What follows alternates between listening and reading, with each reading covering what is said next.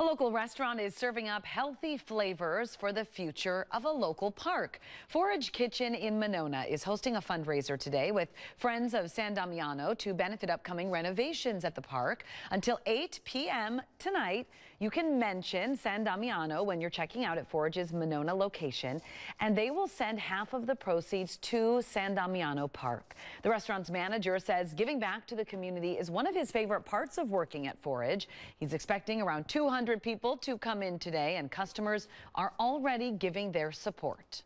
We had a couple people right when we opened this morning. They came in. They were super excited about it, so it's nice that the word has been spread.